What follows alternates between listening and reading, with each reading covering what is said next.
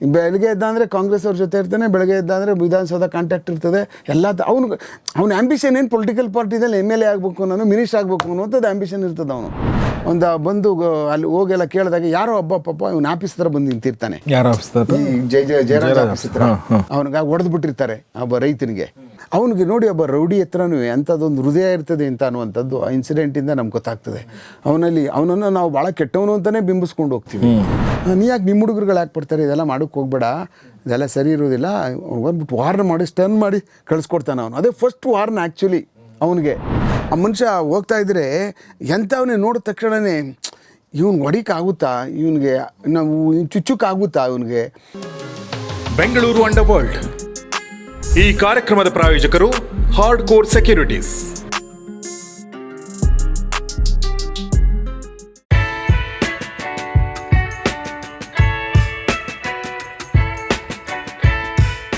Sir, ಪಾರಿವಾಳ ದಂಧೆ ಬಗ್ಗೆ ನಿಮ್ಗೆ ಗೊತ್ತಿರ್ಬೋದು. ನಮ್ಮ ಸಿಂಪಲ್ ಸುನಿ ಒಂದು ಸಿನಿಮಾನೇ ಮಾಡಿದ್ದಾರೆ ಸರ್ ಇದ್ರ ಬಗ್ಗೆ. ಹೌದಾ? ಹೌದು, ಅದನ್ನು ನೋಡಿಲ್ಲ. ಅವರು 2ನೇ 3ನೇ ಸಿನಿಮಾ ಏನದು, ಹೆಸರು ನನಗೂ ನೆನಪೋಯ್ತು ಸರ್. ಪಾರಿವಾಳದ್ದು ಒಂದು ಆಯಿತು. ಇದ್ರ ಬಿಟ್ಟು ಅಂದರೆ ಈಗ ಇಲ್ಲಿಗಲ್ ದಂಧೆ ಮಾಡೋರಿಗೆ ಇನ್ನೂ 10 ದಾರಿಗಳಿರ್ತವೆ. ಅದರಲ್ಲಿ ಒಂದು ಮೇಯ್ನಾಗಿ ಕಾಣಿಸೋದು ಇಸ್ಪಿಟ್ಟು, ಕಳ್ಳಭಟ್ಟಿ, ಈ ಥರದ್ದೆಲ್ಲ ಇರ್ತಾವಲ್ಲ ಸರ್. ಸೊ ಅದ್ರ ಬಗ್ಗೆ ಏನು ಹೇಳಕ್ಕೆ ಇಷ್ಟಪಡ್ತೀರಾ ಸರ್? ನೋಡಿ, ಆಗ ತುಂಬ ಕಳ್ಳಭಟ್ಟಿಗಳು ಮತ್ತು ಇಸ್ಪೀಟ್ಗಳು ಆಡ್ತಕ್ಕಂಥವ್ರು ಭಾಳ ಅಡ್ಡಗಳಿದ್ದವು. ಅಂದರೆ ಇದೇ ಭಾಗದಲ್ಲಿದ್ದು ತುಂಬ ಅವಾಗ ಕಮರ್ಷಿಯಲ್ ಏರಿಯಾ ಅಂದರೆ ಇದೊಂದೇ ಭಾಗನೇ, ಅಪ್ ಟು ಮೆಜೆಸ್ಟಿಕ್ವರೆಗೂ.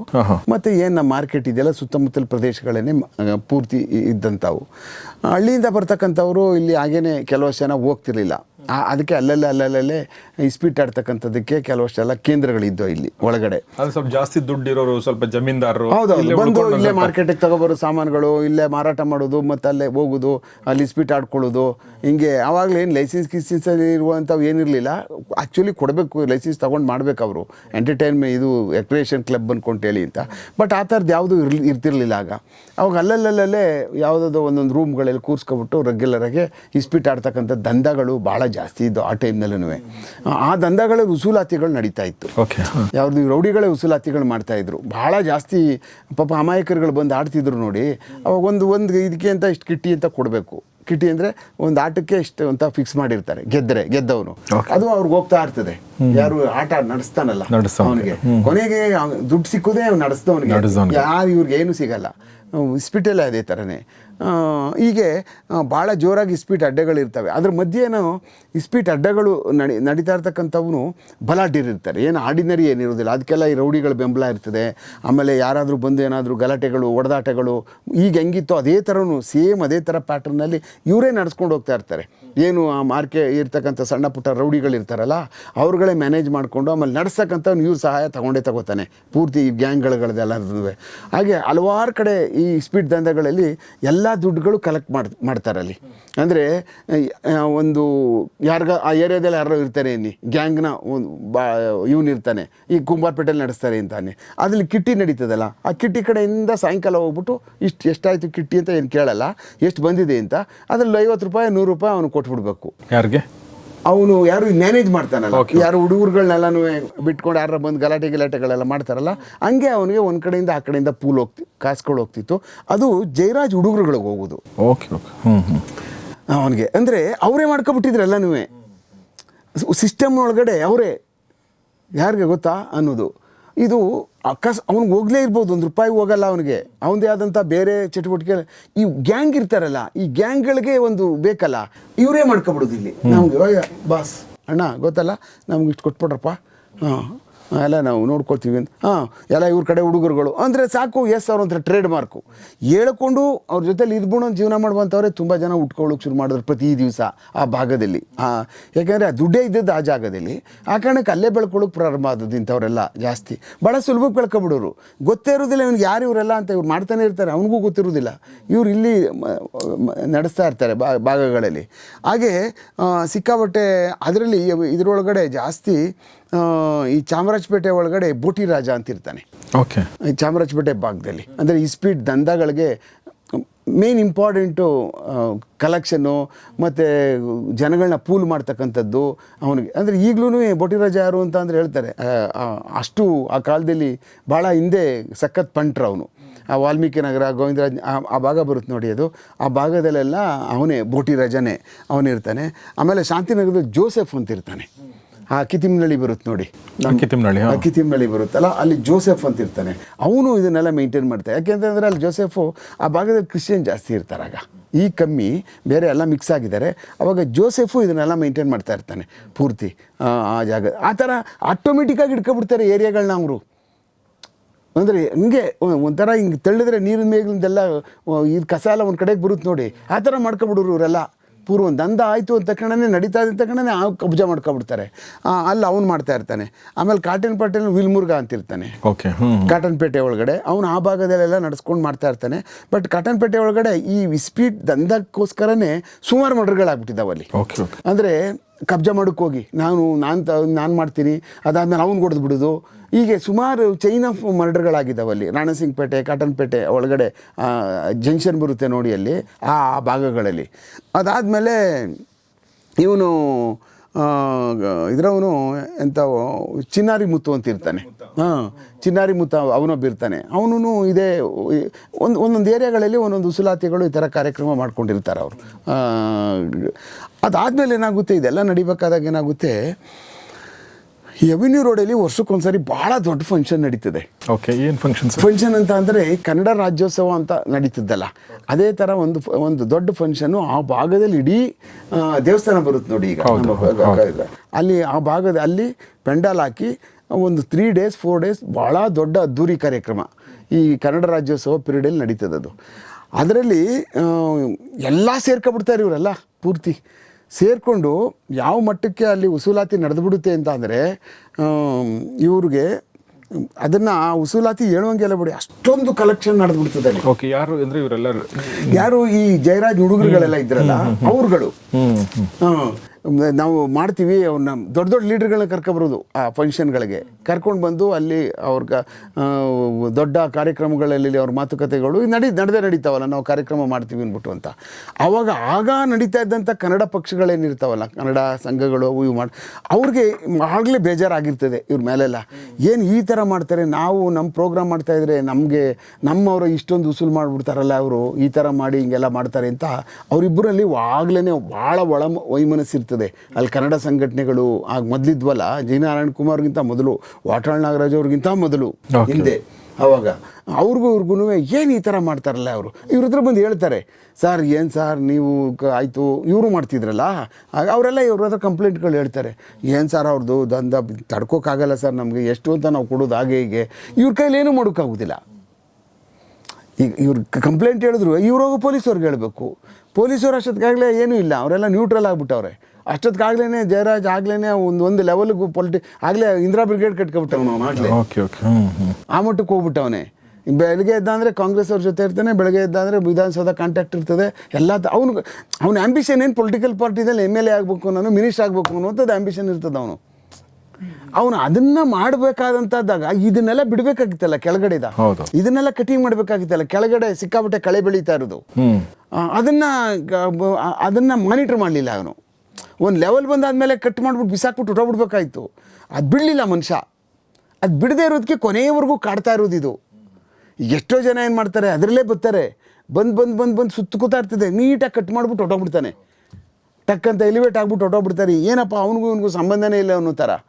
ಆದರೆ ಈ ಮನುಷ್ಯಂದು ಹಂಗೇನೆ ಜೊತೆಯಲ್ಲೇ ಒಂಥರ ಬೇತಾಳ ಏನೋ ಒತ್ಕೋಯ್ತಾನಲ್ಲ ವಿಕ್ರಮ, ಹಂಗೆ ದೆವ್ವನ ಅದೇ ಥರ ಇವ್ನು ಫುಲ್ಲು ಸಾಯುವವರೆಗೂ ಅದೇ ಥರ ಕ್ಯಾರಿ ಆಗಿಬಿಡುತ್ತಲ್ಲ ಅವ್ನಿಗೆ ಪ್ರತಿ ದಿವಸನೂ ಎವ್ರಿ ಡೇ.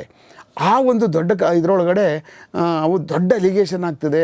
ಆಮೇಲೆ ಅವನ ವಿರುದ್ಧವಾಗಿ ಭಾಳ ಭಯಂಕರವಾದಂತಹ ಕೆಟ್ಟ ಇದು ಶುರುವಾಗ್ಬಿಡ್ತದೆ. ಅಂದರೆ ಇವನು ರಸ್ತೆಲೆಲ್ಲ ವಸೂಲು ಮಾಡ್ತಾರೆ ರೌಡಿಗಳು, ಆಮೇಲೆ ಹೆಂಗೆ ಬೇಕಂಗೆ ವಸೂಲು ಮಾಡ್ತಾರೆ ಇವರು. ಕರ್ಗ ಬಂದರೆ ಸಾಕು, ನಾವು ಬದುಕೋಕ್ಕಾಗಲ್ಲ, ಈ ಥರದ ಪ್ರೋಗ್ರಾಮ್ಗಳು ಬಂದರೆ ಈ ಥರದ್ದು ಆಗಲೇ ತುಂಬ ಇಷ್ಟೆಲ್ಲ ಇದ್ರೂ ಆರ್ಗನೈಸೇಷನ್ ನೋಡ್ತಾರಲ್ಲ ಇವನ್ನೆಲ್ಲನೂ, ಅದಕ್ಕೆ ಎಂಟರ್ಟೈನ್ ಮಾಡಿಬಿಡ್ತಾರೆ, ಕೊಟ್ಬಿಡ್ತಾರೆ. ಪೊಲಿಟಿಕಲ್ ಪಾರ್ಟಿನಲ್ಲಿ ಇವ್ನು ಮಗ ಬೊಲೆಗೆ ಜೋರು ಆರ್ಗನೈಸ್, ಇವ್ನು ಈ ಥರ ಮಾಡ್ತಾವ, ಈ ಗ್ಯಾಂಗ್ ಅದೇ ಹಿಂಗಿದೆ ಈ ಥರದ್ದು ಅಂತಲ್ಲ. ಇವರೆಲ್ಲ ವಸೂಲಾತಿಗಾರಗಳೆಲ್ಲ ಫುಲ್ ಟೋಟಲಿ ಇವರು ಏನು ಫುಲ್ಲು ಹವಾಗಳು ಜಾಸ್ತಿ ಇತ್ತಲ್ಲ ಮನುಷ್ಯನಿಗೆ. ಆ ಕಾರಣಕ್ಕೆ ಏನಾಗ್ತಾಯಿತ್ತು, ಇವನ ಆ್ಯಂಬಿಷನ್ ಆ ಕಡೆ ಇದ್ರೂ ಬಟ್ ಇದ್ರಿಗೆ ತಕ್ಕಾಗ ಅವನ್ನ ಕೆಳಗಡೆ ಇವನ್ನ ಡ್ಯಾಮೇಜ್ ಮಾಡಿ ಬಿಸಾಕ್ಬಿಡ್ತಾ ಇರ್ತಾರೆ. ಯಾಕೆಂದರೆ ಒಂದು ಅಲ್ಲೇ ಗರೀಬಿ ಆಟವು ಅಲ್ಲೇ ಇರ್ತದೆ, ಒಂದು ಅಲ್ಲೇ ಗಾಣಿಗರಪೇಟೆನಲ್ಲಿ ಅಲ್ಲೇ ಈ ಒಂದು ಆಫೀಸು ಸಹ ಅಲ್ಲೇ ಇರುತ್ತದು. ಎಲ್ಲ ಬೆಳಿಗ್ಗೆ ಇದೆ ಅಂದರೆ ಅಲ್ಲಿ ಹೋಗ್ತಾರೆ. ಅದಾದಮೇಲೆ ಏನಾಗ್ತದೆ, ಅಲ್ಲಿ ಇನ್ನೊಂದು ನಡೀತಾ ಇರ್ತದೆ. ಈ ಹಳ್ಳಿ ಫೈನಾನ್ಸ್ಗಳು ಕೊಡುವಂಥವ್ರು ಸಣ್ಣ ಫೈನಾನ್ಸ್ ಆಫೀಸ್ಗಳಿರ್ತವೆ, ತುಂಬ ಅಲ್ಲಿ ಉಟ್ಕೊಬಿಟ್ಟಿರ್ತವೆ. Okay okay. ಅವೆಲ್ಲ ಏನು ಮಾಡಿದ್ರೆ ಹಳ್ಳಿಯಿಂದ ಪೇಪರ್ಗಳು ತಗೊಂಡ್ಬಿಡ್ತಾರೆ, ಜಮೀನು ಪತ್ರ, ಮನೆ ಪತ್ರಗಳು, ಆ ಪತ್ರಗಳೆಲ್ಲ ತಗೊಂಡ್ಬಿಡೋದು, ಇವರು ಕೊಟ್ಬಿಟ್ಟು ಕಾಸಿಸ್ಕೊಂಡು ಹೋಗೋದು. ಅಂದ್ರೆ ಸಾಲ ನಮ್ಗೆ ಈಗ ಮದುವೆಗಳಿಗೆ ಬೇಕು, ಅದಕ್ಕೆ ಬೇಕು, ಏನೇನ್ಕೋ ಬೇಕಾಗುತ್ತಲ್ಲಪ್ಪ ಹಳ್ಳಿಯವ್ರಿಗೆ ಬಂದು ಪತ್ರಗಳು ಕೊಟ್ಬಿಡ್ತಾರೆ. ಕೊಟ್ಬಿಟ್ಟು ಹಾಗೆ ಸುಮಾರು ಆಫೀಸ್ಗಳು ಆ ಥರದವೆಲ್ಲ ಓಪನ್ ಆಗಿಬಿಟ್ಟು ಇಟ್ಕೊಂಡಿದ್ರಾಗ ನಡ್ಕೊಂಡು. ಇವರೆಲ್ಲ ಮಾರ್ವಾಡಿಗಳು ಮಾಡ್ತಿದ್ರು, ಕೆಲವು ಜನ ಬೇರೆ ಬೇರೆ ಜನಾಂಗದವರು ಸಹ ಉಸುಲಾತಿ ಎಷ್ಟು ಬೇಕೋ ಅಷ್ಟು ಪರ್ಸೆಂಟೇಜ್ಗಳು ಇಟ್ಕೊಬಿಟ್ಟು, ಜಾಸ್ತಿ ಒಬ್ಬ ಕಮ್ಮಿ, ಇನ್ನೊಬ್ಬ ತೀರಾ ಜಾಸ್ತಿ, ಇನ್ನೊಬ್ಬ ತೀರಾ ಕಮ್ಮಿ, ಅಲ್ಲೇನು ಯಾವುದೋ ಒಂದು ಇದೇ ಇರಲಿಲ್ಲ, ಸಿಸ್ಟಮ್ ಇರಲಿಲ್ಲ. ಹಂಗೆ ಕೊಟ್ಬಿಟ್ಟು ಎಷ್ಟೋ ಜನದೆಲ್ಲನೂ ಅವರು ಪ್ರಾಪರ್ಟಿಗಳೇ ಕಳ್ಕೊಬಿಡೋರು. ಯಾರಿಗೆ ಅವ್ರ ಹತ್ರ ಪೇಪರ್ಗೆ ಸೈನ್ಗಿನೆಲ್ಲ ಹಾಕ್ಸ್ಕೊಬಿಟ್ಟು, ಇಲ್ಲ ರೀ ನಿಮ್ಮದು ಬಡ್ಡಿ ಜಾಸ್ತಿ ಆಗೋದು ಕೊಡೋಕ್ಕಾಗ, ನಿಮ್ಮ ಜಮೀನಿಗಿಂತ ದುಡ್ಡೇ ಬಡ್ಡಿನೇ ಜಾಸ್ತಿ ಆಗೋಗಿದೆ ಅಂತ ಹೆದರಿಸಿ ಅದು ಇದು ಮಾಡಿ ಭಾಳ ಹಿಂಗೆ ಒಂದು ಸಾರಿ ಗಲಾಟೆ ಆಗಿಬಿಡ್ತದೆ. ಒಂದಷ್ಟು ಜನ ಎಲ್ಲ ಬಂದು ದುಡ್ಡು ತಗೊಂಡ್ಬಂದಿರ್ತಾರಲ್ಲ, ನಮ್ಮ ದುಡ್ಡು ಕೊಂಡಿದ್ದೀವಿ ತೊಗೊಬಿಡಿ, ನಮ್ಗೆ ಪತ್ರಗಳು ಕೊಟ್ಬಿಡಿ ಅದು ಇದು ಅಂತೇಳಿ ಅಂತ. ಅದರಲ್ಲಿ ಒಂದು ಬಂದು ಅಲ್ಲಿ ಹೋಗೆಲ್ಲ ಕೇಳಿದಾಗ ಯಾರೋ ಒಬ್ಬ ಪಾಪ ಇವನು ಆಫೀಸ್ ಹತ್ರ ಬಂದು ನಿಂತಿರ್ತಾನೆ, ಈ ಜಯರಾಜ್ ಆಫೀಸ್ ಹತ್ರ. ಅವನಿಗೆ ಹೊಡೆದ್ಬಿಟ್ಟಿರ್ತಾರೆ ಒಬ್ಬ ರೈತನಿಗೆ. ಹೊಡೆದ್ಬಿಟ್ಟಾಗ ಅವನು ಬಂದಿರ್ತಾನೆ, ಬಂದು ಅವನ ಆಫೀಸ್ ಹತ್ರ ಇದು ಬರ್ತಾನೆ. ಬಂದಾದಮೇಲೆ ಅವನು ಮೇಲಕ್ಕೆ ಹೋಗ್ತಾನೆ, ಯಾರೋ ಅಲ್ಲಿ ನಿಂತಿದ್ದ ನೋಡು ಅಂತ ಹೇಳ್ಬಿಟ್ಟು ಅವನು ಕಾಯ್ತಾನೆ.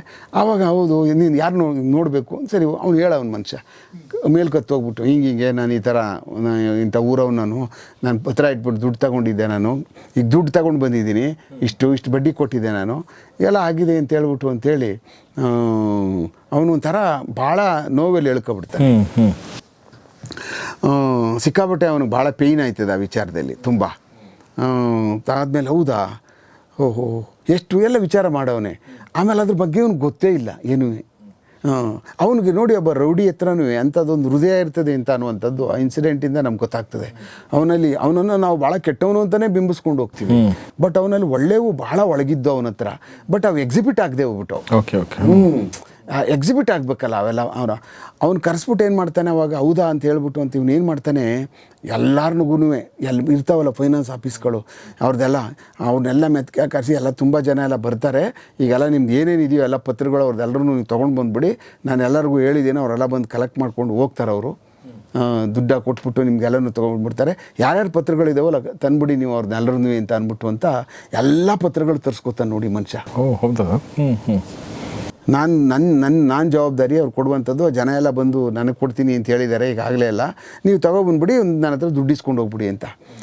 ಎಲ್ಲ ಪತ್ರಗಳು ತೊಗೊಂಡು ಅವನ್ನೆಲ್ಲ ಯಾರ್ಯಾರ್ದು ಅಡ್ರೆಸ್ ಇತ್ತಲ್ಲ ಇದರಲ್ಲೆಲ್ಲ ಪೇಪರ್ಗಳೆಲ್ಲ ಕಿತ್ತಿಟ್ಕೊಂಡಿದ್ರಲ್ಲ, ಅದೆಲ್ಲ ಬರ್ಕೊಂಡಿದ್ರಲ್ಲ, ಅವನ್ನೆಲ್ಲ ಒಂದು ಸುಮಾರು ದಿವಸ ಕಲೆಕ್ಟ್, ಒಂದು 15 ದಿವಸ, ಒಂದು ತಿಂಗಳಷ್ಟು ಆ ಹುಡುಗರುಗಳೆಲ್ಲ ಯಾವ ಹಳ್ಳಿ ಎಲ್ಲ ಕರೆಸಿ ಒಂದು ದಿವಸ ಎಲ್ಲರಿಗೂ ಆ ಪತ್ರಗಳನ್ನ ಕೊಟ್ಬಿಟ್ಟು ಕಳಿಸ್ಬಿಟ್ಟವನೆ. ಹೌದಾ?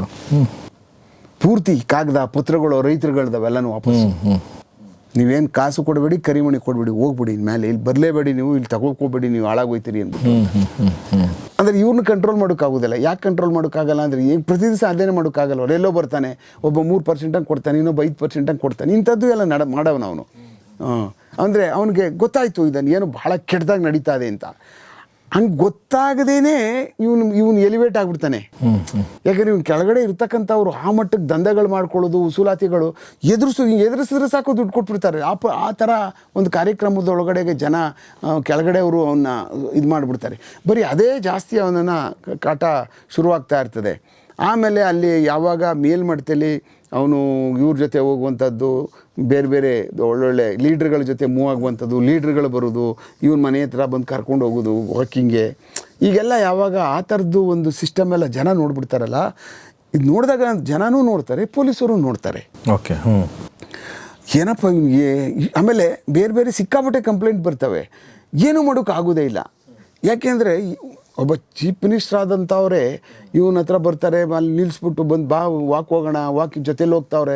ಇವರಿಬ್ಬರು ಸೇರ್ಬಿಟ್ಟು ಕಬ್ಬನ್ ಪಾರ್ಕಲ್ಲಿ ವಾಕ್ ಹೋಗೋದು ಯಾರು ನೋಡ್ಬಿಟ್ರೆ ಯಾರು ಅವನ ಬಗ್ಗೆ ಕ್ರಮ ಜರುಗಿಸ್ತಾರೆ, ಪೊಲೀಸರೇ ಸುತ್ತ ನಿಂತಿರ್ತಾರೆ ಪ್ರೊಟೆಕ್ಷನ್ ಕೊಟ್ಕೊಂಡು.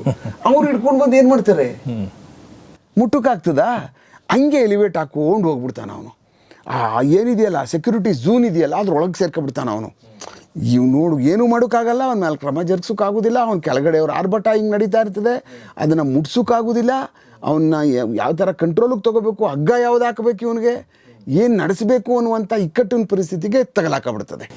ತಗಲಾಕಬಿಟ್ಟಾಗ ಬೆಂಗಳೂರು ಸಿಟಿನಲ್ಲಿ ಆವಾಗ ಜಯರಾಜ್ಗೆ ಏನು ಮಾಡೋದು ಇವಾಗ, ಇವನ್ನ ಇಷ್ಟೊಂದು ಇದು ಎಕ್ಸ್ಟಾರ್ಷನ್ನು ಇಷ್ಟು ಇದೆಲ್ಲ ನಡೀತಾ ಇದೆಲ್ಲ ಹೆಂಗೆ ಕಂಟ್ರೋಲಿಗೆ ತಗೊಳಕ್ಕೆ ಹೋದರೆ ಈ ಪರಿಸ್ಥಿತಿ. ಅಷ್ಟೊತ್ತಿಗಾಗ್ಲೇ ಆ ಕಡೆ ಆಯಿಲ್ ಕುಮಾರು ಅವನು ಆಗ್ಲೇ ಲೈಟಾಗಿ ಆಯಿಲ್ ದಂಧಕ್ಕೆ ಪ್ರಾರಂಭ ಮಾಡ್ತಾನೆ. ಕೊತ್ವಾಲ ಆ ಕಡೆ ಎಲ್ಲ ಹಿಡ್ಕೊಂಡು ಆಗಲೇ ಕೊತ್ವಾಲ ಇನ್ನೊಂದು ಇನ್ಸಿಡೆಂಟ್ ನಡೀತದೆ ಅದೇ ಸಮಯದಲ್ಲಿ, ಈ ಸಮಯದಲ್ಲೇ ಅಲ್ಲಿ ಒಬ್ಬ ಇದು ಶ್ರೀರಾಮ್ಪುರದ ಹತ್ರ ರೈಲ್ವೆ ಪ್ಯಾರಲಲ್ ಬರುತ್ತೆ ನೋಡಿ, ರೈಲ್ವೆ ಬರುತ್ತಲ್ಲ, ನಾವು ಹೋಗ್ಬೇಕಾದ್ರೆ ಮೆಜೆಸ್ಟಿಕ್ಕಿಂದ ಹೋಗ್ಬೇಕಾದಂಥ ಸಮಯದಲ್ಲಿ ಅಲ್ಲಿ ಒಳಗಡೆ ಅಲ್ಲಿ ಒಂದು ದೇವಸ್ಥಾನದ ವಿಚಾರ ಕಟ್ಟುವಂಥದ್ದು, ಯಾವುದೋ ಒಂದು ಶನಿಮಾತ್ಮ ದೇವಸ್ಥಾನ ವಿಚಾರದಲ್ಲಿ ಗಲಾಟೆ ನಡೆದುಬಿಡ್ತದೆ ಶ್ರೀರಾಮ್ಪುರದವರು ಮತ್ತು ಇವ್ರ ಕಡೆಯವ್ರಿಗೆ. ಆಗ ಈ ಒಂದು ಕಡೆ ಜಯರಾಜ್ ಕಡೆಯವರು ಒಂದಷ್ಟು ಜನ ಹುಡುಗರು ಇರ್ತಾರೆ, ಕೊತ್ವಾಲನ್ ಕಡೆಯವರು ಒಂದಷ್ಟು ಜನ ಹುಡುಗರು ಇರ್ತಾರೆ. ಗಲಾಟೆ ಮಾಡ್ಕೊಬಿಟ್ಟು ಈಗೂ ಅಲ್ಲಿದೆ ದೇವಸ್ಥಾನ, ಒಂದು ಶನಿಮಾತ್ಮ ದೇವಸ್ಥಾನ ಇದೆ ಎಡಗಡೆ ಸೈಡು.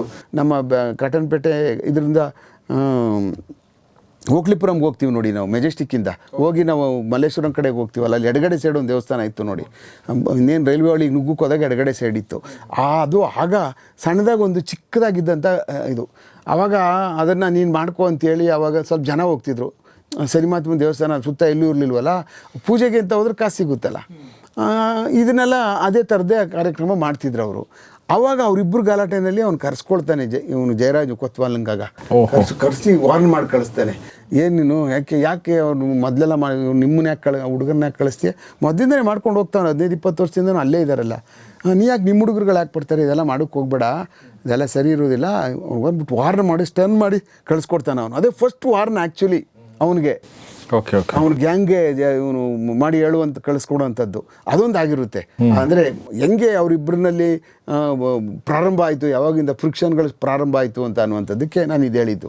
ಅದಾದಮೇಲೆ ಅವ್ನ ಪಾಡ್ಗವನಲ್ಲಿ ಇರ್ತಾನೆ. ಅದಾದಮೇಲೆ ಆಗ ಏನಾಗುತ್ತೆ, ಒಂದು ಸಾರಿ ಜಯರಾಜು ಈ ವೈಕುಂಠ ಏಕಾದಶಿ ಇರುತ್ತೆ ಸರ್. ಆ ವೈಕುಂಠ ಏಕಾದಶಿಗೆ ನಮ್ಮ ಕೋಟೆಯಲ್ಲಿ ವೆಂಕಟರಮಣ ಸ್ವಾಮಿ ದೇವಸ್ಥಾನಕ್ಕೆ ಬರ್ತಾನೆ.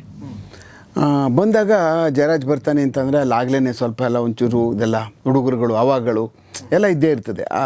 ಒಳಗೆ ಹೋಗ್ಬೇಕು, ಪೂಜೆಗೆ ದೇವ್ರು ನೋಡ್ಕೊಂಡು ಬರುವಂಥ ಕಾರ್ಯಕ್ರಮ ಇರ್ತದೆ.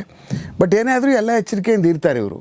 ಬಟ್ ಇವನು ಆ ಥರದ್ದು ಏನು ಎಚ್ಚರಿಕೆನೂ ತೊಗೊಳ್ಳಲ್ಲ, ಏನೂ ಇಲ್ಲ. ನನಗೆ ಯಾರು ಬರ್ತಾರೆ, ನಾನೇನು ಮಾಡಿಬಿಟ್ಟಿದ್ದೀನಿ, ನನಗೆ ಯಾಕೆ ಕೊಡಿ ಅನ್ನುವಂಥದ್ದೇ ಅವನ್ನ ಇರ್ತದೆ. ಏನು ಅಂದರೆ ಇನ್ನೂ ಯಾವುದೇ ಆ ಥರದ್ದು ದೊಡ್ಡ ಅವಾಗೇನಾಗ್ತಾ ಇರ್ತದೆ, ಒಂದು ಸಿಕ್ಕಾಪಟ್ಟೆ ಪ್ರಚಲಿತಕ್ಕಾಗಲೇ ಬಂದ್ಬಿಟ್ಟಿರುತ್ತೆ ಎಲ್ಲ ಕಡೆನೂ. ಎಲ್ಲ ಏರಿಯಾಗಳಲ್ಲಿರೋ ಪಂಟ್ರುಗಳಿರ್ತಾರಲ್ಲ, ಪಂಟ್ರುಗಳಿಗೆ ಜಯರಾಜ್ ಹಂಗ ಹೌದಾ, ಹಾಗೆ ಅವ್ನಿಗೆ ಹಾಕ್ಬಿಟ್ರೆ ನಮ್ಮದು ಒಳ್ಳೆ ಹೆಸರು ಬರ್ತದ್ಕೊಳೋ ಇಂಥವರೆಲ್ಲ ಉಟ್ಕೋತಾರೆ. ಅಲ್ಲಲ್ಲೇ ಯಾರು ಈ ಕೆಳಮಟ್ಟದವ್ರು ಇರ್ತಾರಲ್ಲ ಅವರು ಉಟ್ಕೊಳ್ತಾರೆ. ಅದರಲ್ಲಿ ಒಬ್ಬ KG ನಗರ ಇದೆಯಲ್ಲ, ಕೆಂಪೇಗೌಡ ನಗರದಲ್ಲಿ ಒಬ್ಬ ಎಲೆನಾಗ ಅಂತ ಇರ್ತಾನೆ. ಅವನದೊಂದು ಟೀಮ್ ಭಾಳ ಸ್ಟ್ರಾಂಗ್ ಆಗಿರ್ತದೆ. ಅವನದು ಇದೇ ಥರ ದಂಧ ಮಾಡು, ಕಿತ್ಕೋ ಬಡ್ಕೋ, ಅಲ್ಲೆಲ್ಲ ಏನೋ ರೇಡ್ ಮಾಡು, ಇವರ ಸುಳೆದಿರ ಮನೇಲಿ ರೇಡ್ ಮಾಡು, ಇಸ್ಬಿಟ್ಟು ರೇಡ್ ಮಾಡು, ಆಮೇಲೆ ಇನ್ಯಾರಿಗೋ ಎದುರಿಸಿ ಇಂಥದ್ದೇ ಎಲ್ಲ. ಆಮೇಲೆ ಈ ಸೊಸೈಟಿಗಳು ಅದು ಇದೆಲ್ಲ ಸರ್ಕಾರದ್ದು ಇದೆಲ್ಲ ಬರ್ತದೆ, ಅದಕ್ಕೆಲ್ಲ ರೇಡ್ ಮಾಡು. ಆಮೇಲೆ ದೇವಸ್ಥಾನಗಳಲ್ಲಿ ಪೂಜಾರಿಗಳಿಗೆ ಎದುರಿಸು, ಅಲ್ಲಿ ಒಂದಷ್ಟು ತಟ್ಟೆ ಕಾಸು ಕಿತ್ಕೋ. ಯಾವ್ರಿಗೆ ಎದುರಿಸ್ಬಿಟ್ಟು ತಟ್ಟೆ ಕಾಸೆಲ್ಲ ಕಿತ್ತಾಕ್ಬಿಡ್ತಾರೆ ನನ್ನ ಮಕ್ಳುಗಳು, ಅವ್ರು ಹೇಳಲ್ರು ತುಂಬ ಜನ ದೇವಸ್ಥಾನ ಪೂಜಾರಿಗಳು. ಹೀಗೆ ಇರ್ತಕ್ಕಂಥ ಜನಗಳೇ ಅವನು ಒಂದು ಪ್ಲ್ಯಾನ್ ಮಾಡಿಬಿಟ್ಟು ಒಂದಷ್ಟು ಹುಡುಗರು ಟೀಮ್ ಕಳಿಸ್ಕೊಡ್ತಾನೆ. 20-30 ಹುಡುಗರು ಕಳಿಸ್ತಾನೆ. ಏನಾದರೂ ಮಾಡಿಬಿಟ್ಟು ದೇವಸ್ಥಾನಕ್ಕೆ ಬಂದೇ ಬರ್ತಾರೆ, ನೀವೆಲ್ಲ ಹಾಕ್ಬಿಟ್ಟು ಬಂದ್ಬಿಡಿ, ನಾನು ನೋಡ್ಕೊಳ್ತೀನಿ ಅಂತ ಹೇಳ್ಬಿಟ್ಟು ಅಂತ ಕಳಿಸ್ಕೊಡ್ತಾರೆ.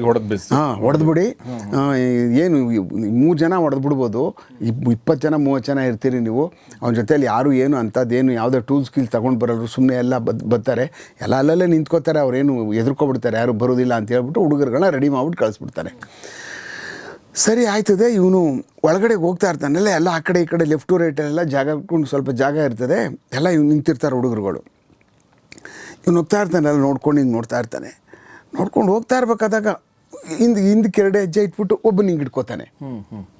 ಯಾರೋ ಅವನು ಸೈಡಲ್ಲಿ ಎಡಗಡೆ ಸೈಡ್ ಹಿಡ್ಕೊಂಡಿರ್ತಾನೆ, ಹಿಂಗೆ ಹಿಡ್ಕೋತಾನೆ. ಹಿಡ್ಕೊಂಡು ಇದ್ರ ಸಣ್ಣದಣ್ಣದು ಬೊಂಬುದು ಇವು ಸರ್ವೆ ಮರಗಳಿರ್ತಾವಲ್ಲ, ಅದನ್ನು ಕಟ್ಟಿರ್ತಾರಲ್ಲ, ಅದ್ರ ಆಚೆ ನಿಂತಿರ್ತಾನೆ ಅವನು. ಅವರು ಒಳಗೆ ಬರ್ಬೋದು, ಸಂಧಿ ಒಳಗಡೆ ನುಕ್ಕೊಂಡು ಅಟ್ಯಾಕ್ ಮಾಡಬೇಕು ಅಂದರೆ ಅವನೊಬ್ಬನ ಹಿಡ್ಕೋತಾನೆ, ಹಿಂಗೆ ಹಿಡ್ಕೊಂಡು ಹಿಂಗೆ ಒಳಗೆ ಕರ್ಕೊಂಡಾದ್ಮೇಲೆ ಹಿಂದ್ಗಡೆ ಅವ್ನ ಜೊತೆ ಹುಡುಗರು ಬರ್ತಾ ಇರ್ತಲ್ಲ, ಅವ್ನು ಚೆಕ್ ಮಾಡಿ ಅಂತಾರೆ. ಮಾಡಿದ್ರೆ ಅವನಾಗಲೇ ಇಷ್ಟುದ್ದ ಒಂದು ಸರಿಯಾಗಿರೋದು ಚಾಕು ಇಟ್ಕೊಂಡು ಖಾರದ ಪುಡಿದು ಇಷ್ಟು ಪ್ಯಾಕೆಟ್ನ ಹಿಂದ್ಗಡೆ ಇಟ್ಕೊಂಡಿರ್ತಾನೆ. ಅವನು ಹಿಡ್ಕೊಂಡ ತಕ್ಷಣವೇ ಅಲ್ಲಿ ಉದ್ದಕ್ಕೂ ಅಲ್ಲಿ ಉದ್ದಕ್ಕೂ ಸೈಡಲ್ಲಿ ನಿಂತಿರ್ತಾರಲ್ಲ ಅವರು ಪೂರ್ತಿ, ಅವರೆಲ್ಲ ಹಂಗೆ ಅಂದರೆ ಇವನಿಗೇನು ಗೊತ್ತೇ ಇಲ್ಲ, ಅವನು ಅಟ್ಯಾಕು ಮಾಡಲಿಲ್ಲ, ಏನೂ ಮಾಡಲಿಲ್ಲ. ಅಂದರೆ ಎಷ್ಟು ಅವನಿಗೆ ಆ ಮುಖಗಳು ನೋಡಿದಾಗಲೇ ಇವ್ನು ನನ್ನ ಅಟ್ಯಾಕ್ ಮಾಡೋಕ್ಕೆ ಬಂದವನೇ ಅಂತ ಹೆಂಗೆ ರೀಡ್ ಮಾಡ್ತಾನೆ ಅಂತ ಅನ್ನುವಂಥದ್ದು. ಈ ಮನುಷ್ಯ ಇವನು ಎದುರ್ಕೋತಾವನೆ, ನನ್ನನ್ನು ಎದುರ್ತಾವನೆ, ಇವನು ಬೆವ್ತಾವನೆ, ಏನಕ್ಕೋ ನನಗೆ ಮಾಡೋಕ್ಕೆ ಬಂದವನೇ ಏನು ಅಂಥದ್ದು ಗೊತ್ತಾಗಬೇಕಲ್ಲ. ಅದು ಕರೆಕ್ಟ್. ಅದು ಅಷ್ಟು ಸಡನ್ನಾಗಿ ಅರ್ಥ ಮಾಡ್ಕೊಂಡು ಆ ಮನುಷ್ಯನ ಹಿಡ್ಕೊಬಿಡ್ತಾನೆ ಲೆಕ್ಕ ಹಾಕೊಳ್ಳಿ. ಅವನು ಎಲ್ಲ ಎದುರ್ಕೊಬಿಟ್ಟು ಹಿಂಗೆ ಕೈ ಮುಟ್ಕೊಂಡು ನಿಂತ್ಕೊಬಿಡ್ತಾರೆ. ಇವ್ನು ಉದ್ದಕ್ಕೂ ಬಂದಿದ್ರಲ್ಲ, ಇವ್ನಿಗೆ ಅಟ್ಯಾಕ್ ಮಾಡೋಕ್ಕೆ ಹಿಂದೆ ಇದ್ದರು ಒಂದು 5-6-7 ಜನ, ಮುಂದೆ ಇದ್ದರು ಅವರೆಲ್ಲ ಪೂರ್ತಿ. ಅಂದರೆ ನಾವೆಲ್ಲ ಗೊತ್ತಾಗ್ಬಿಟ್ಟಿದ್ದೀವಿ, ನಾವೆಲ್ಲ ಒಡೆಗೆ ಬಂದಿರುವಂಥ ಜಯರಾಜ್ಗೆ ಇವ್ನು ಗೊತ್ತಾಗೋಗಿದೆ ಅಂದ್ಬಿಟ್ಟು ಅಂತ ಆಟೋಮೆಟಿಕ್ಕಾಗಿ ಅವ್ನು ಹಿಡಿದು ಒಳಗೆ ಹೇಳ್ಕೊತಾ ಇದ್ದಂಗೆ ಎಲ್ಲ ಹಿಂಗೆ ಕೈ ಮುಕ್ಕೊಂಡು ಹಿಂಗೆ ನಿಂತ್ಕೊಬಿಡ್ತಾರಂತೆ. ಇವ್ರಿಗೆ ಶಾಕ್ ಅಂತ ಇಷ್ಟೊಂದು ಜನ ಬಂದವರಿಲ್ಲ ಅಂತ ನಕ್ಕೊಂಡು ನೋಡಿಕೊಂಡು ಹಿಂಗೆ ಅವ್ನು ಕರೆದ್ಬಿಟ್ಟು ಹಿಂಗೆ ಮಾಡಿಬಿಟ್ಟು ಎಲ್ಲನೂ ಈಸ್ಕೊಂಡು ಎಲ್ಲರನ್ನೂ ಹೊಡೆದ್ಬಿಟ್ಟು ಹೋಗು ಅಂತ ಏನು ಮಾಡಲ್ವಂತ ಅವನಿಗೆ. ಕಳಿಸ್ಬಿಟ್ರ ಅಲ್ಲಿ ನಿಂತಿದ್ರಲ್ಲ ಜನ ಇದೆಲ್ಲ ಅವರೆಲ್ಲ, ಅದು ಆ ಇನ್ಸಿಡೆಂಟ್ನ ಅದು ತುಂಬ ಚೆನ್ನಾಗೇ ಹೇಳ್ತಾರೆ ಅದನ್ನೆಲ್ಲನೂ. ಆ ಕಾಲದಲ್ಲಿ ಇದ್ದಂಥವರು ಇದೆಲ್ಲ ದೇವಸ್ಥಾನದಲ್ಲಿ ಇನ್ನೂ ಸಾರಿ ಜಯರಾಜ್ ಬಂದಿದ್ದಂಗೆ ಹಿಂಗಾಯ್ತು ಅಂತ ಅಂದ್ಬಿಟ್ಟು ಅಂತ ಹೇಳುವಂಥವ್ರು ಈಗಲೂ ಇದ್ದಾರೆ ಅಲ್ಲಿ. ಅಂದರೆ ಅವನು ಎಷ್ಟರ ಮಟ್ಟಕ್ಕೆ ಸೂಕ್ಷ್ಮಮತಿಯಾಗಿದ್ದ ಅನ್ನುವಂಥದ್ದು, ಏನೂ ಗೊತ್ತಿಲ್ಲದೆ ಸುಮ್ಮನೆ ಅವನನ್ನು ಫೇಸ್ ರೀಡ್ ಮಾಡಿ ನಾನು ಒಡೆಗೆ ಬಂದವನೇ ಅಂತ ಹಿಡಿದ್ಬಿಟ್ಟು ಒಳಗೆ ಹೇಳ್ಕೊತಾನೆ ಅಂತಂದರೆ ಇನ್ನು ಎಷ್ಟರ ಮಟ್ಟಿಗೆ ಅವ್ನಿಗೆ ಜಾಗ್ರತೆ ಇರ್ತದೆ ಅಂತ ಅನ್ನುವಂಥದ್ದು ಒಬ್ಬ ಮನುಷ್ಯನಿಗೆ. ಹಾಗೆ ಆ ಘಟನೆ ಈಗಲೂ ಅಲ್ಲಿ ಭಾಳ ಪ್ರಚಲಿತವಾಗಿರ್ತದೆ. ಅಂದರೆ ಆ ಮನುಷ್ಯ ಎಲ್ಲ ನೋಡ್ತಾ ಇರ್ತಾನೆ, ಯಾವುದು ಸುಮ್ಮನೆ ಹಂಗೆ ಲೈಟಾಗಿ ತೊಗೊಳ್ಳಲ್ಲ ಅಂತ ಅನ್ನುವಂಥದ್ದು. ದೊಡ್ಡ ಘಟ ಏನು ಆ ಮನುಷ್ಯ ಹೋಗ್ತಾ ಇದ್ರೆ ಎಂಥವನ್ನೇ ನೋಡಿದ ತಕ್ಷಣವೇ ಇವ್ನು ಹೊಡಿಕಾಗುತ್ತಾ, ಇವನಿಗೆ ನಾವು ಚುಚ್ಚಕ್ಕಾಗುತ್ತಾ, ಇವನು ಒಡ ಸಾಯಿಸಿ ನಾವು ಕೆಳಗೆ ಬಿಡಿಸೋಕ್ಕಾಯ್ತದ ನಮಗೆ ಅನ್ನುವಂಥದ್ದು ಅಧೈರ್ಯನೇ ಅವ್ರಿಗೆ ಜಾಸ್ತಿ ಆಗೋಗ್ಬಿಡುತ್ತೆ. ನಾವೆಲ್ಲ ಹೊಡಿಕಾಗಲ್ಲಪ್ಪ ಈ ಮನುಷ್ಯನಿಗೆ ಅನ್ನುವಂಥದ್ರಲ್ಲಿ ಅವ್ರ ಶಕ್ತಿನೇ ಹೊಟ್ಟೋಗ್ಬಿಡ್ತದೆ. ಅದೊಂದು ಅಡ್ವಾಂಟೇಜು ಆ ಮನುಷ್ಯನಲ್ಲಿ. ಆ ಥರ ಒಂದು ಇಚ್ಛಾಕಾರವಾದಂಥ ಒಂದು ಫಿಸಿಕ್ ಇತ್ತಲ್ಲ, ಅದು ಆ ಮನುಷ್ಯನ ನನ್ನ ಲೆಕ್ಕದಲ್ಲಿ ಪ್ರೊಟೆಕ್ಟ್ ಮಾಡ್ತು ಭಾಳ ದಿವಸ ಅಂತ. ಅಂದರೆ ಕೊನೆವರೆಗೂ ಮಾಡಿದವರೆಲ್ಲ ಸೋತೋದ್ರು, ಅವನ ವಿರುದ್ಧವಾಗಿ ಅಟ್ಯಾಕ್ ಮಾಡೋಕ್ಕೆ ಬಂದವರೆಲ್ಲ ಸೋತೋದ್ರು ಕೊನೆವರೆಗೂ. ಹಾಗೆ ಇದೊಂದು ಇನ್ಸಿಡೆಂಟ್ನ ನಾನು ಜ್ಞಾಪಕ ಮಾಡಿ ಯಾಕೆಂದರೆ 1969ನೇ ವೈಕುಂಠ ಏಕಾದಶಿಯಲ್ಲಿ ನಡೆದಿದ್ದು ವರ್ಷದಲ್ಲಿ. ಆ ಕಾರಣಕ್ಕೋಸ್ಕರ ನಾನು ಇದನ್ನು ಹೇಳಿದೆ. ಇಲ್ಲಿ ಹೇಗೆ ಕಾಟನ್ಪೇಟೆ ಒಳಗಡೆ ಅಂದರೆ ನಮ್ಮ ಕಬ್ಬನ್ಪೇಟೆ ಒಳಗಡೆ ಇವನು ಸರಿಸಮವಾಗಿ ಯಾರು ಬರ್ತಾರೆ, ಇದನ್ನೆಲ್ಲ ಯಾರು ನೋಡ್ಕೊಂಡು ನಿಂತ್ಕೊಂಡಿದ್ರು, ಮುಂದೆ ಏನಾಯಿತು ಅಂತ ಅನ್ನುವಂಥದ್ದು ಇನ್ನೊಂದು ಫೇಸ್ ಒಳಗಡೆ ಒಂದು ರಿಯಲ್ ಆಗಿ ಒಂದು ಜಯರಾಜ್ ಹೆಂಗೆ ಅಖಾಡದಲ್ಲಿ ಹೆಂಗಿರ್ತಾನೆ, ಹೆಂಗೆ ಅವನ್ನ ಕೌಂಟ್ರ್ ಹೆಂಗೆ ಮಾಡ್ತಾರೆ. ಆಮೇಲೆ ಅಲ್ಲಿರ್ತಕ್ಕಂಥ ಗೋಪಿ ಏನಿರ್ತಾನೆ ಕಬ್ಬನ್ಪೇಟೆ ಗೋಪಿ, ಅವನು ಯಾಕೆ ಗೋಪಿಗೂ ಮತ್ತು ಇವನಿಗೂ ಆ ಮಟ್ಟಕ್ಕೆ ವೈರತ್ವ ಬರೋಕ್ಕೆ ಶುರುವಾಗ್ತದೆ. ಅವ್ನು ಗೋಪಿಗೆ ಅಷ್ಟೊಂದು ಸ್ಟ್ರಾಂಗ್ ಆಗಿದ್ನ, ಗೋಪಿ ಯಾಕೆ ಇವನು ವಿರುದ್ಧವಾಗೂ ಕಾರಣ ಏನು, ಅವನು ಲಿಟ್ರೇಟು, ಅವನು ಮಾಸ್ಟರ್ ಡಿಗ್ರಿ ಮಾಡ್ಕೊಂಡಿದ್ದಾನೆ, ಆಗಲೇ ನಾವು ಸೆಂಟ್ರಲ್ ಗೌರ್ಮೆಂಟ್ ಎಂಪ್ಲಾಯಿ ಆಗಿದ್ದವನು, ಅವನಿಗೂ ಇವನಿಗೂ ಇಷ್ಟೊಂದು ವೈರತ್ವ ಬರೋದಕ್ಕೆ ಕಾರಣ ಏನು ಅಂತ ಅನ್ನುವಂಥದ್ದೇ ಇನ್ನೊಂದು ಫೇಸ್ ಅದು ಬರ್ತಕ್ಕಂಥದ್ದು. ಅಲ್ಲಿಂದನೇ ರಿಯಲ್ಲಾಗೆ ಜಯರಾಜ್ನ ಮತ್ತು ಅವನ ಎಲ್ಲ ಒಂದೊಂದೇ ಅಪರಾಧಗಳಿಗೆ ಸಂಬಂಧಪಟ್ಟಂಥವು ಸಿಗಾಕೊಂಡು ಮೇಲ್ಮಟ್ಟದ ಅಪರಾಧಗಳು ಅಂತಂದರೆ ಬಡದಾಟಗಳು ಚುಚ್ಕೊಳ್ಬಿಡುವಂಥದ್ದು, ಮರ್ಡರ್, ಈ ಥರದ ರಿಯಲ್ ಕ್ರೈಮ್ಸ್ಗಳು ಪ್ರಾರಂಭ ಆದದ್ದೇ ನನ್ನ ಲೆಕ್ಕ ಆವಾಗಿಂದನೇ. ಅದಕ್ಕೆ ಮೊದಲೇ ಬರೀ ಈ ಥರದವೇ ಎಲ್ಲ ನಡೀತಾ ಇದ್ದೋ, ಬೇರೆ ಕೇಸ್ಗಳು. ಬಟ್ ಬೇರೆ ಕೇಸೆಲ್ಲ ಇದ್ದೋ, ಆಗಾಗಲೇ ಸುಮಾರು ಕೇಸಸ್ಗಳಲ್ಲಿ ರಿಜಿಸ್ಟರ್ ಆಗಿರ್ತವೆ, ಬಟ್ ಯಾರೂ ಮುಟ್ತಾ ಇರಲಿಲ್ಲ. ಯಾಕೆ ಅಂತಂದರೆ ಈಸ್ ವಿತ್ ಪೊಲಿಟಿಕಲ್ ಪಾರ್ಟಿ ಅಲ್ವಾ, ಆ ಕಾರಣಕ್ಕೋಸ್ಕರ ಮುಟ್ತಾ ಇರೋದಿಲ್ಲ. ಅಲ್ಲಿಂದ ಆಚೆಗೆ ಬೇರೆ ಥರವಾದಂತಹ 1971 ಏನು ರಿಯಲ್ ರೌಡಿಸಮ್ ಪ್ರಾರಂಭ ಆಗ್ತದಲ್ಲ, ಗುಂಪು ಅಂತಂದರೆ ಗ್ಯಾಂಗ್ಸ್ಟರ್ಸ್ದು, ಅದು ಆವಾಗಿಂದ ಪ್ರಾರಂಭ ಆಗ್ತಕ್ಕಂಥದ್ದು ನಡೆಯುತ್ತಾಗ.